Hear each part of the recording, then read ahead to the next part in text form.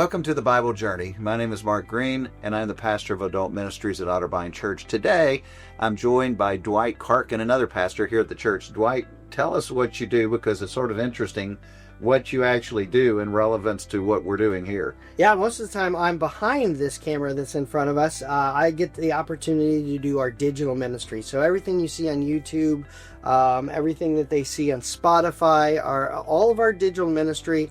I work closely with Beth, and we get the gospel out into the world in a new, unique way, because it's new and unique. Absolutely, absolutely. So Dwight's responsible for all these videos and podcasts, as well as all the other visual stuff you see put out by the church. So, by the way, well done. Well done. Thanks. It's been a lot of fun. Yeah. We're going to be in Mark 14, 15, 16 today, and there's some interesting things in Mark chapter 14 I thought it would be fun to grab hold of. In Mark chapter 14, verse 51 and 52, this is, only Mark mentions this.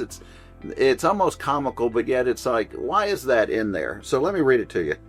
This is at the betrayal of Christ, and all the mob has come and all that, and it says, a young man followed him with nothing but a linen cloth about his body, and they seized him. That's the people who had arrested Jesus, but he left the linen cloth and ran away naked. Okay. Why is that in there? Yeah, why'd we drop that in there? Well, what do you thought? I think it's just very interesting, because it shows, so Jesus, when he came into Jerusalem,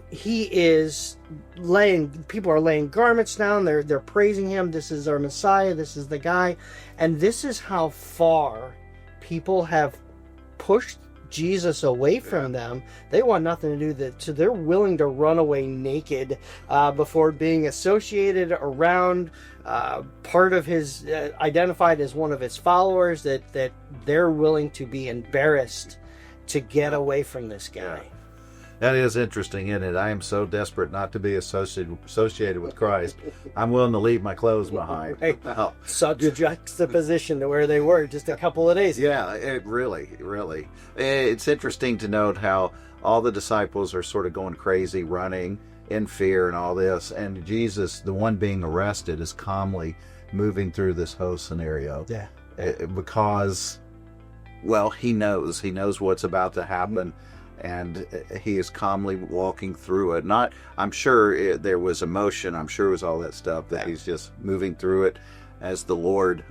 Yeah. Well, such peace. Yeah. Such peace that in turbulent times, I pray everybody has, because really, what a model for that. Absolutely. Well, later on in the chapter, if you guys will recall, Jesus tells Peter that before the rooster crows twice, you're going to deny me 3 times. And we pick up in verse 66 of chapter 14, and it says, as Peter was below in the courtyard, one of the servant girls of the high priest came, and seeing Peter warming himself, she looked at him and said, you also were with the Nazarene Jesus. And he denied it. I neither know nor understand what you mean. And he went into the gateway, and the rooster crowed. So I'm thinking to myself, Jesus says to Peter, before the rooster crows twice, you're going to deny me 3 times. Peter denies Jesus. A rooster crows, and I'm thinking to myself, Peter, stop now. Why aren't you stopping? Right. You just been told. Why aren't you stopping? Wait, give me some thoughts on that. I think it's so interesting, because you would think human nature, you'd go, well, my relationship with Jesus was so much more important, but I think his human nature showed there too, of fear and what happens when we're in tough times. But I think that's also, it shows the sovereignty and the knowledge and the omniscience of God, to be able to say, I know what's going to happen, but I'm not going to stop you from... he didn't go over and be like, hey, reminder. Yeah. But he also told him, you're going to be the rock on which I build this church. Like, that's how he gets his name. And so I think just because we hear stuff, sometimes we don't process it and then go, wait a second, I could be doing better right now. We end up doing what fear tells us to do. Yeah. So we're blinded by our own sin. Yeah, I can't relate to Peter at all. I know. It's like... Jesus is, now the Holy Spirit's going, hey, what are you doing? It's like, I want to do what I want to do. So we get the whole story of the crucifixion and the resurrection. We come to Mark chapter 16, and there's really an odd ending here. It's we get the resurrection story in verses 1 through 8, and the women are there, and it says, the angel appears to them, go tell his disciples and Peter that he is going before you to Galilee. There you will see him, just as he told you. And the women, the people there, they went out and fled from the tomb, for trembling and astonishment had seized them, and they said nothing to anyone, for they were afraid. It's like the angel says, go tell everybody. They run, and all we get is they didn't tell anyone because they were afraid. And it's like, closure, please. I need some closure. Right. And we get nothing. You get a cliffhanger. Yeah. How do we, what do you think Mark's doing there? So it's very interesting, this style, because if you read the rest of it, there's a section which we understand is, to best of our knowledge, was added later on.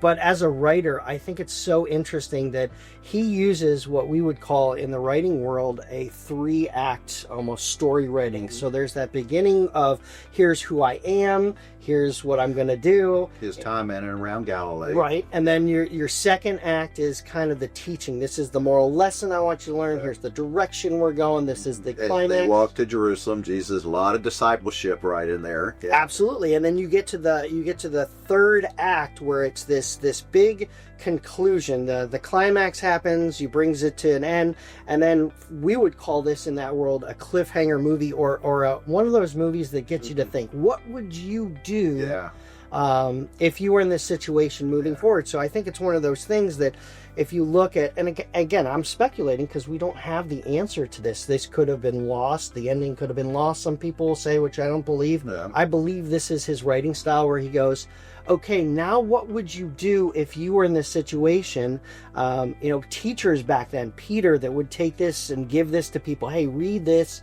And then he would come back and say, what do you think? Yeah. What are you going to do with this? And I think it's a unique writing style that forces us as people to go, if I were in that situation, Peter, if I was in the situation of the naked guy, if I were in the situation and learn Judas, if I were in all these situations, how would I react? Yeah. And so this writing style, I think, leads to us just being able to say, what are you going to do with this? Yeah, if you recall, when we opened the book of Mark, we said that what Mark does is hold up the teachings and miracles and actions of Jesus and says, how are you going to respond to it? Here's how they responded, how are you going to respond? So it sort of makes sense that he would finish the book with, now what are you going to do? It's the cliffhanger ending, like you said, and it's like, now what are you going to do with that? Well, that's very good. As you read the book of Mark, was there anything else you wanted to drop on us? I love the book of Mark just because a lot of times you look at it and you go, hey, it's such a short book, why didn't he put more information in? Mm-hmm. That wasn't his writing style. His writing style was to give it very straightforward and let you be almost part of the story. It wasn't factual like when we get into Luke here pretty soon. It was very much, I don't want to say even kind of poetic, the way he did it, because he invites you in with his storytelling. And then I love the ending. I love how he writes to just say, what are you going to do with it? That, to me, I find joy in that, because it invites me into the Bible to reflect and do some of the work myself. Well, I appreciate that perspective, because I'm a person who wants closure. When I read long narrative books like Lord of the Rings, I skip to the end to make sure the good guys make it. I can't stand it. Hey, good news, good guy won in this. The good one, yeah. But that's a great point, and I see how that could be really useful in our lives as we talk to people about Christ. Rather than always trying to close the loop, we leave something there for them to wonder about and go seek more of. Well, thanks for joining us. Had fun.